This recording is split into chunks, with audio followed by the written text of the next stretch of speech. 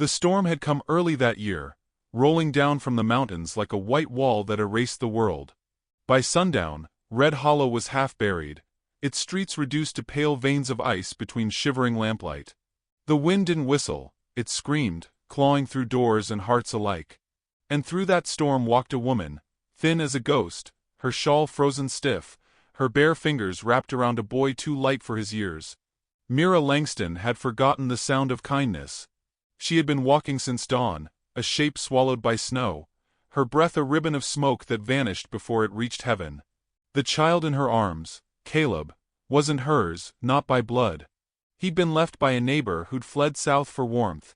She had kept him because no one else had, because to let go of something alive felt like letting go of herself.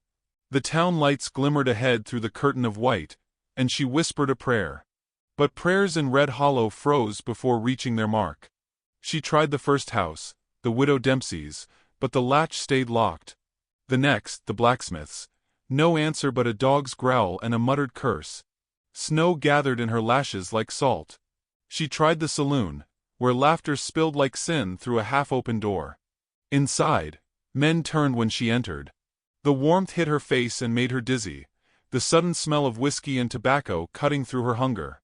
Their eyes crawled over her patched dress, her torn gloves, the child's limp head against her shoulder.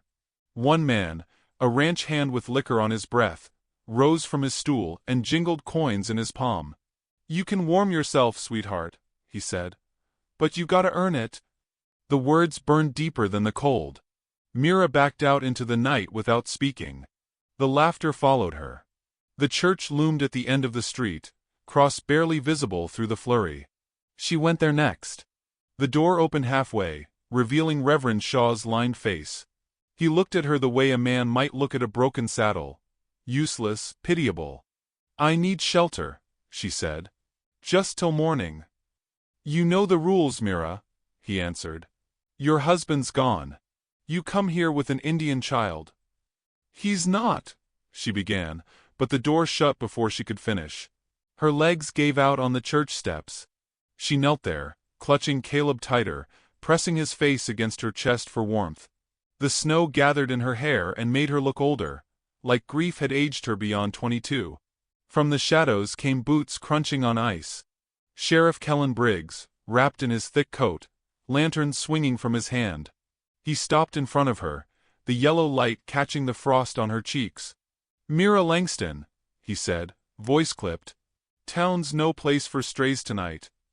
"I'm not a stray," she whispered. "I just need a corner to keep him alive." He tilted his head, eyes narrowing. "Maybe you should have thought of that before keeping company with savages. Folks talk." She shook her head weakly. "They lie. They always do." He turned away, the light receding with him. When he was gone, the world was only snow and silence. Mira lowered her head, whispering to the boy, "It's all right, Caleb. We'll rest a while, then move on." Her lips were blue. The storm howled louder, a wild thing hunting warmth. She sat against the wooden wall of the train platform, shielding the boy with her body. Her breath came slower, eyelids heavier. For a moment, she thought she heard her husband's voice, the way he used to hum before the fever took him. She smiled faintly, delirious. "We'll go home soon," she murmured. Then a sound. Hooves, slow and heavy through snow. She lifted her head. Out of the blizzard came a figure, tall, bare-chested beneath an open fur coat, his bronze skin streaked with white flakes, his long black hair whipped by the wind. He moved with the stillness of something ancient. An Apache. Fear tightened her throat. She had seen men like him from a distance. Traders passing through, faces unreadable, eyes carrying too many ghosts. But this one stopped a few feet away, his dark gaze settling on her and the child. He didn't move closer. The storm howled around him like it obeyed him. "Please," she whispered, too cold to stand. "We'll leave when it clears." He said nothing, only studied her for a long moment. His breath rose in clouds, steady and unhurried. Then he stepped forward, reached into his coat, and laid something in front of her. A strip of leather-wrapped meat. Fresh, warm. She stared at it. "Why?" He shrugged once. "Hungry." His voice was deep, gentle, strangely careful with English. She hesitated, then tore a small piece, pressing it to Caleb's lips. The boy stirred faintly. Tears froze at the corners of her eyes. "Thank you," she said, her voice breaking. From down the street came the sheriff's lantern again. "Hey!" he barked. "You there?" He trudged toward them, coat whipping. "You got no right here, Red Hawk. You'll take your trade elsewhere." The Apache didn't turn. Only said quietly, "Not trading." Briggs stopped a few steps away, hand near his revolver. "Then what are you doing?" "Helping." The sheriff sneered. "Helping a fallen woman? That your game?" Something cold moved through the air then. Not wind, not snow. The Apache's eyes lifted slowly to meet the lawman's. Even the storm seemed to pause. Mira tried to rise. "Please," she whispered. "Don't." The sheriff spat into the snow. "Fine. You want her? Take her. She ain't worth saving anyway." He turned, his boots crunching away, his voice fading into the storm. Silence fell again, heavy and alive. Mira sank back to her knees, shaking. "You shouldn't have," she said. He looked at her, his face unreadable. "You got anywhere to go?" She shook her head slowly. Her teeth chattered. "No. Nowhere." The wind roared through the empty street, lifting her hair, tossing snow between them. The boy whimpered softly in her arms. She looked at the stranger, his broad shoulders glistening with frost, the quiet patience in his eyes. She didn't know what she was saying until the words left her lips, words born of exhaustion and a desperate wish to be left in peace. "Will you?" she swallowed, her voice trembling. "Will you act like my husband tonight? So they'll stop. Just till morning." For a long moment, he didn't move. The firelight from a saloon window caught his features, the scar along his jaw, the faint tremor in his breath. Snow gathered in his hair like ash. Then, finally, he nodded once. He reached out a gloved hand. She hesitated, staring at it. The hand of a man every white woman was told to fear. But when she placed her frozen fingers in his palm, it was warm. He lifted her easily, the boy still clutched to her chest. She swayed once, leaning against him, as if the storm itself had grown tired of fighting them. As they moved through the swirling white, past shuttered doors and flickering lamps, the townsfolk peeked from their windows. Some crossed themselves. Others whispered. A woman in an upstairs room pressed her hand to the glass and murmured, "She's gone with the savage." The Apache didn't look back. His horse waited by the hitch post, steam rising from its flanks.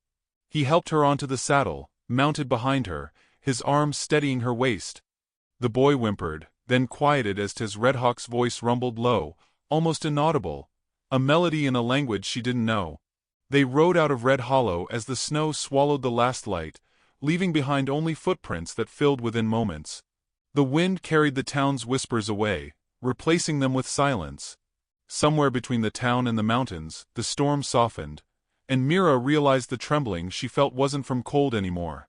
It was from something she hadn't felt in months, safety. The boy stirred, sighing against her. She turned her head slightly, saw the Apache's calm eyes under the fur hood, the faint trace of breath escaping his lips. She wanted to ask who he was, why he'd helped her, but the words stuck. She only whispered, "Thank you." He didn't answer. But in the quiet, she heard him say something low in his own tongue. 3 syllables carried by the wind. She didn't understand them. Still, something deep inside her, the part that hadn't yet frozen, knew they meant, "You're safe now." And as the last lantern of Red Hollow vanished into the white behind them, Mira realized she had crossed not just a storm, but the border between the life that had ended and the one that was just beginning. The snow deepened as they rode, swallowing the sound of hooves and breath. The night had turned the world into glass and silence. Mira felt the weight of the boy against her chest, and the warmth of the man behind her. The strange comfort of strength she didn't trust. Every rise and fall of the horse's stride pushed her nearer to exhaustion. But she clung to the rough leather of the saddle, as if it were the last thread between life and forgetting. When the moon broke through the clouds, she saw it.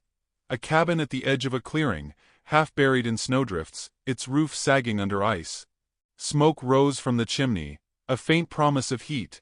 The Apache slowed the horse, slid down first, and lifted her gently from the saddle as though she weighed nothing.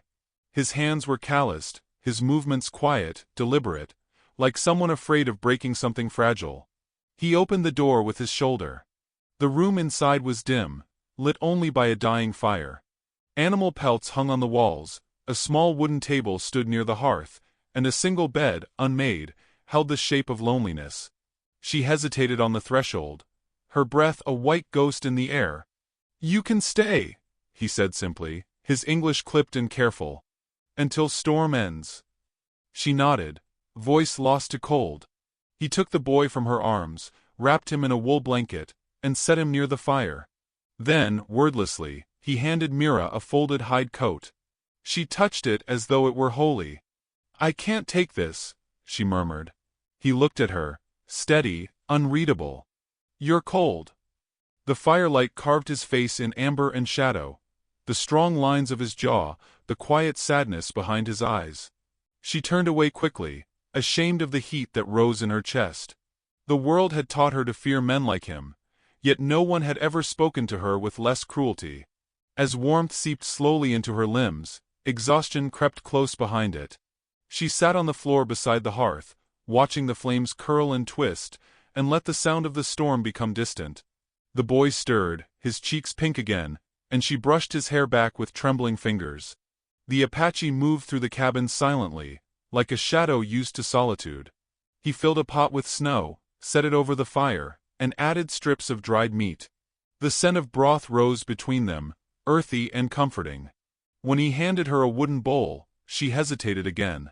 "Why are you helping me?" she asked softly. He met her gaze without flinching. "Because no one else did." The words struck deep. She lowered her eyes, unable to answer. They ate in silence, the crackle of fire and the wind outside their only company. She studied him from the corner of her eye, the scar that traced his collarbone, the way his hands never trembled even when holding heat.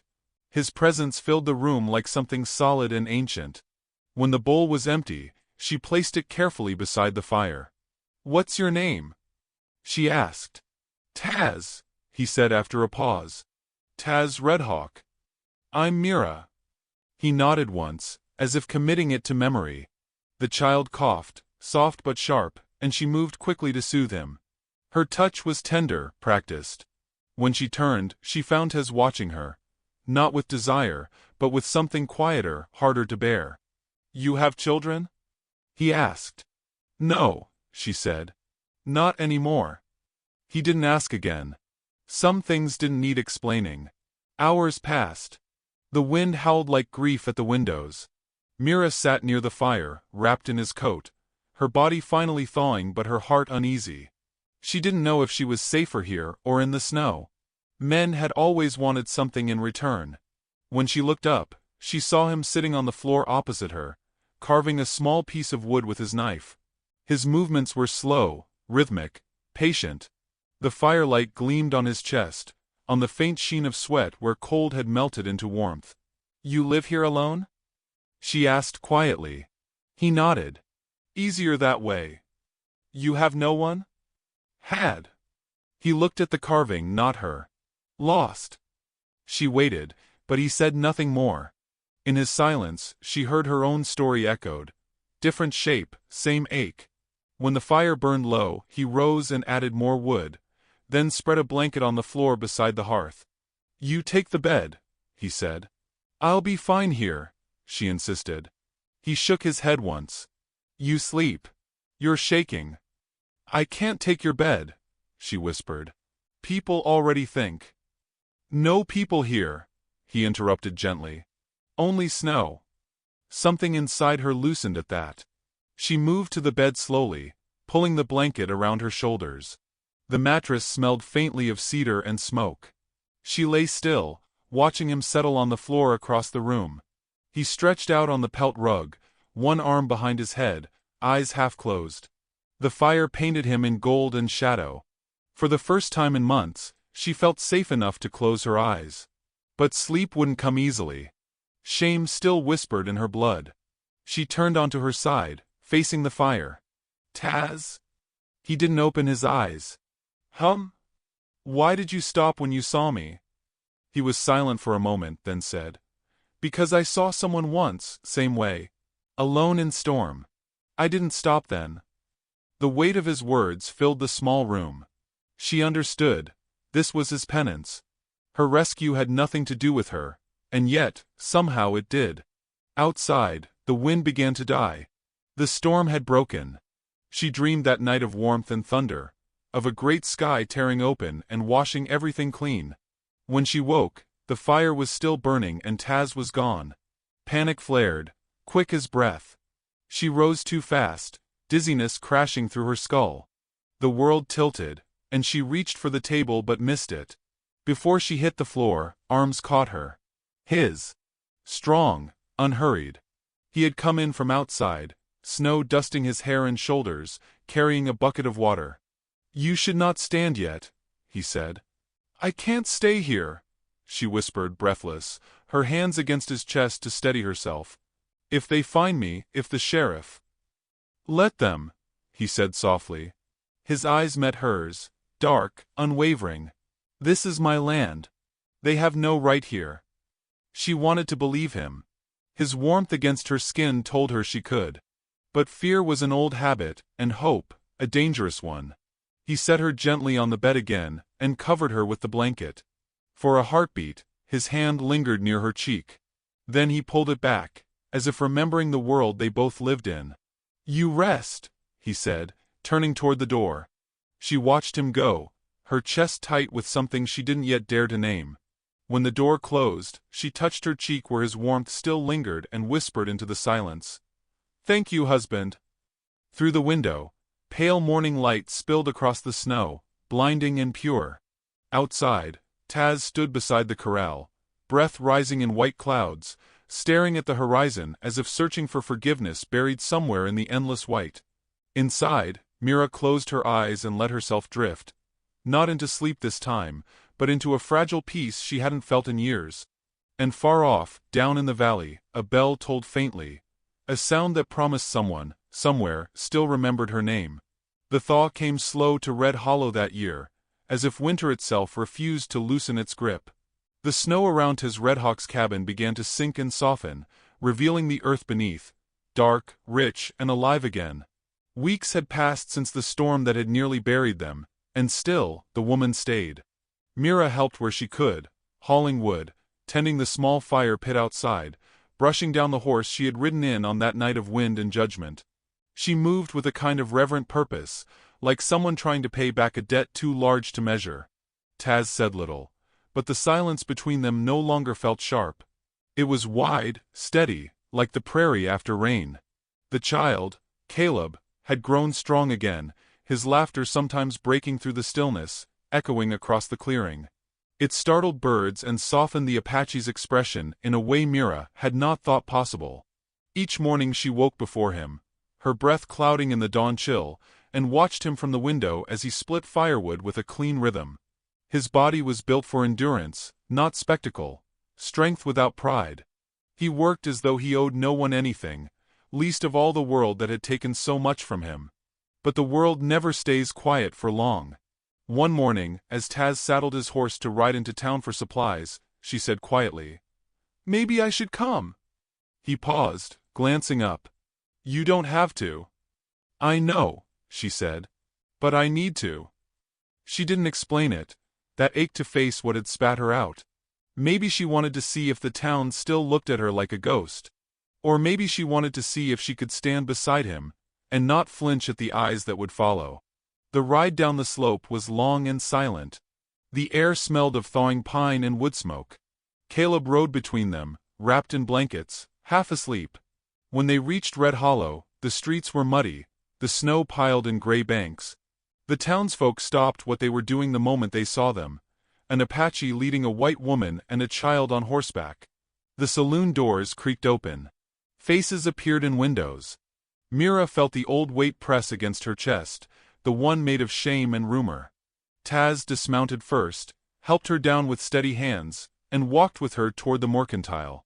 He didn't look around, didn't answer the stares. Inside, Mrs. Hartwell froze behind the counter. Her lips pressed together like a seam being sewn shut. "You're back," she said finally, her tone brittle. "Didn't expect that." "I needed supplies," Mira replied softly. "Flour, salt, thread. For the boy." The older woman's eyes flicked toward Taz, then back again. "And him?" "He's my—" Mira stopped, feeling the words burn. "He's the reason we're alive." Mrs. Hartwell's gaze softened for only a moment before hardening again. "You best keep your head down. People been talking." "They always do," Mira said, echoing the sheriff's words from that frozen night. Only now, her voice didn't tremble.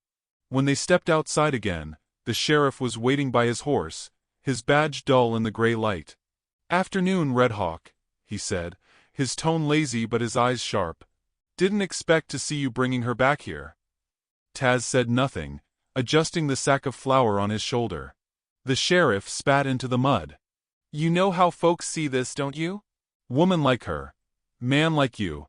They'll say she's gone native." Mira stiffened. "Say what you like, Sheriff. I've heard worse." Briggs smirked. "Maybe you don't care about your reputation, but don't think his kind can protect you from the world. You'll be cold and alone again soon enough." Taz turned then, his voice low and even. "She's not alone." The sheriff's smile thinned. "That a threat?" "No," Tez said, stepping forward, close enough that their breath mingled. "A truth." For a heartbeat, no one moved. The town watched from behind shutters and glass. Then Briggs swung into his saddle, glaring down. "You'd best ride back where you came from, Red Hawk.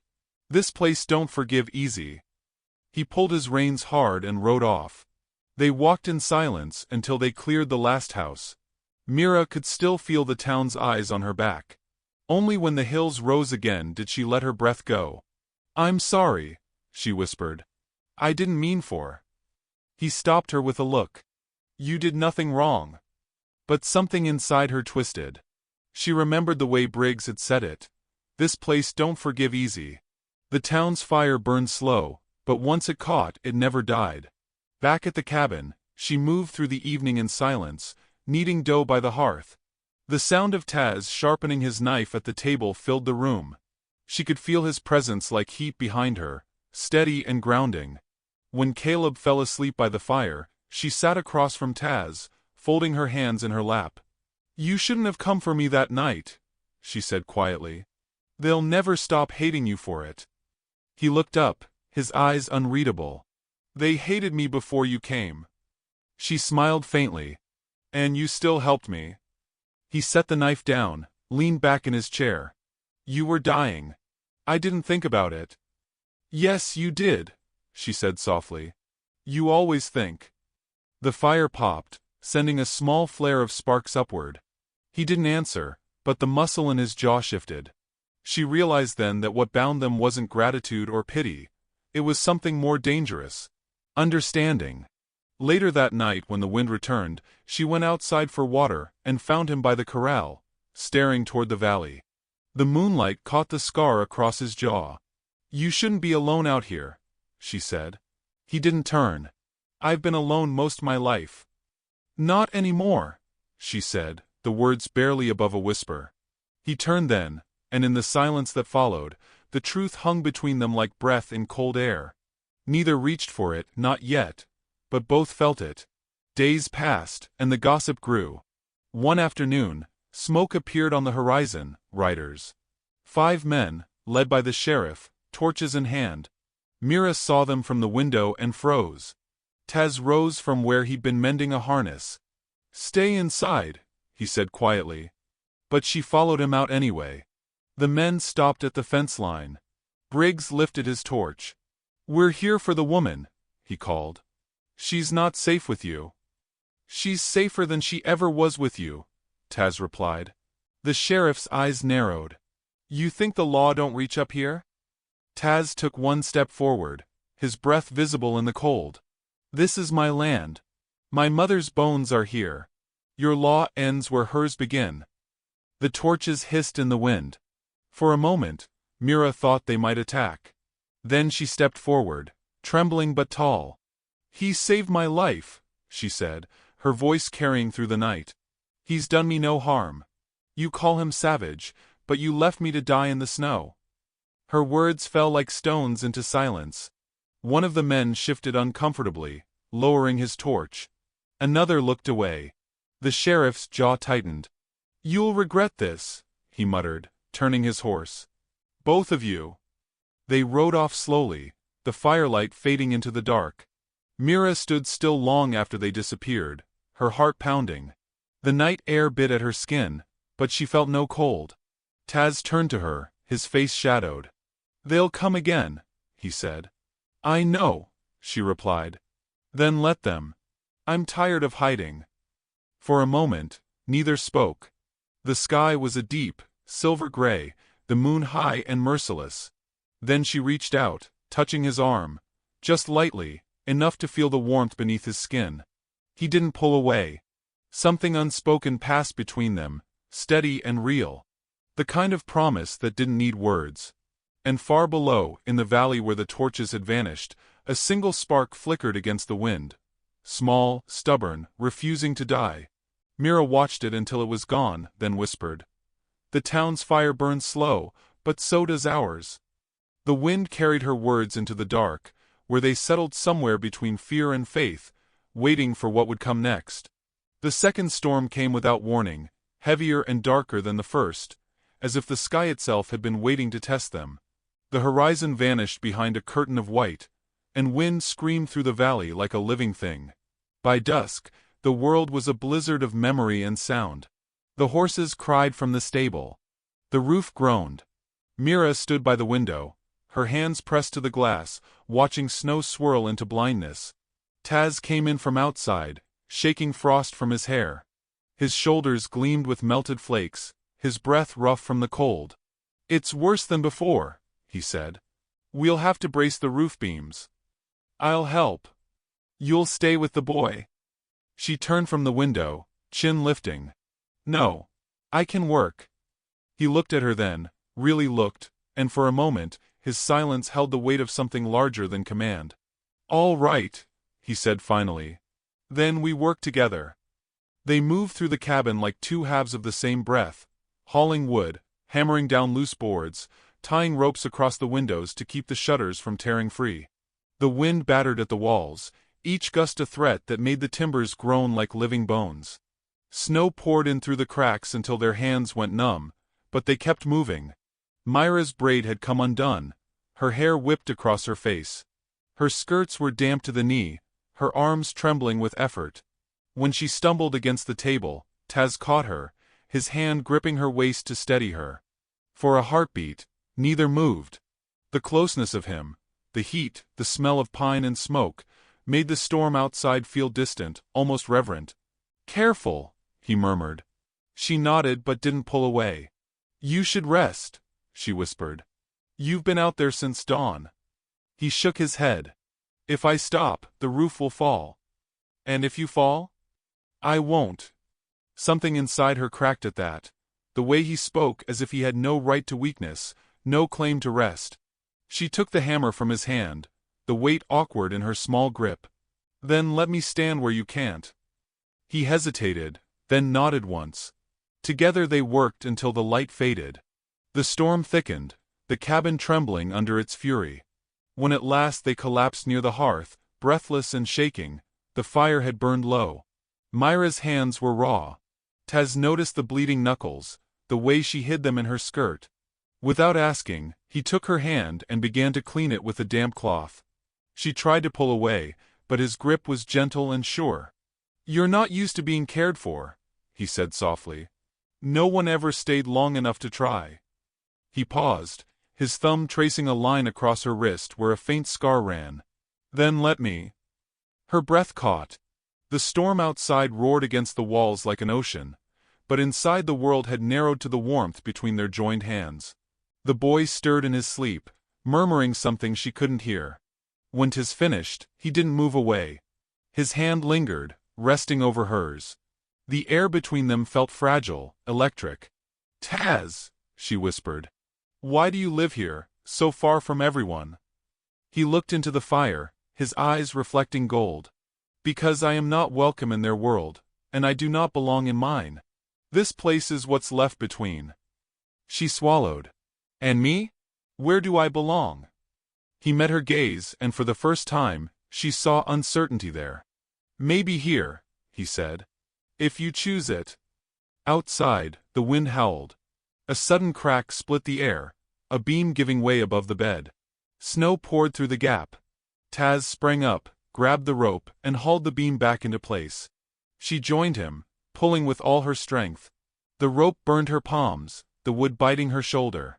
The storm fought them like a living beast, screaming through the open hole, tearing at their clothes and hair. The fire dimmed, embers scattering. Myra's muscles gave out, her knees buckling. The beam shifted. In that instant, Taz stepped behind her, wrapping his arms around her, his full weight anchoring the rope. His body shielded hers from the falling snow. Hold on! He shouted over the roar. I can't. Yes, you can. His voice was deep, steady, unyielding. Don't let go. She dug her heels into the floor and pulled. Together they lifted the beam back into place, the ropes biting deep into the wood. When it settled, the sound of the storm dulled, as if the world had exhaled. They stood there, breathless, faces inches apart. Snow clung to their lashes. His chest rose and fell against her back, his warmth wrapping around her like shelter. I told you, he murmured near her ear. We stand together. Something in her broke open. Fear, shame, all the cold years of being unwanted. She turned in his arms, her hands resting against his bare chest. You don't have to keep saving me. I'm not saving you, he said. I'm saving myself. Then he kissed her, slowly, reverently, like a prayer said against the noise of a world that had always called them wrong. It wasn't a kiss of hunger but of surrender, the kind that promises there will be no turning back. When they finally pulled apart, the room was quiet except for the soft crackle of rekindled flame. Outside, the storm still raged, but inside it felt as if the world had gone still to listen. Mira looked up at him, tears mixing with melting snow. Why me? She whispered. He brushed his thumb along her cheek. Because you didn't look away. Hours passed in silence after that, their hands occasionally touching, the air thick with unspoken truths. The boy slept soundly, the fire growing bright again. When dawn finally broke, it came with blinding light.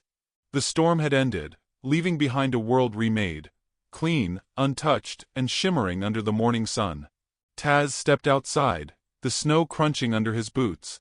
The valley stretched white and endless, the air sharp with new life. Mira followed, her shawl pulled tight. He turned to her, his expression unreadable, something solemn in the set of his shoulders. From around his neck, he lifted a small turquoise pendant, old, smooth, carved with a hawk in flight. This was my mother's, he said quietly. She wore it when she married my father. Mira froze. Taz! He took her hand and placed the pendant in her palm. In my people's way, he said. This means wife. Her throat tightened. The wind lifted her hair, carrying the faint sound of the valley below, the distant toll of a church bell. She thought of that first night, the storm, the cold, the shame. Every door that had shut. Every cruel whisper. And now this man, offering her not pity but belonging. Tears welled and fell before she could stop them. She nodded once, unable to speak. He smiled faintly, the kind of smile that felt older than the world. Then he leaned in and pressed his forehead to hers, their breaths mingling in the pale light. Behind them, the storm clouds broke apart, sunlight spilling through like grace itself. In that quiet, the land seemed to hold its breath. Two lives, once cast aside, finding warmth not from the fire, but from each other. And somewhere far below, Red Hollow's bell tolled again, softer this time, as if even the town had chosen to listen.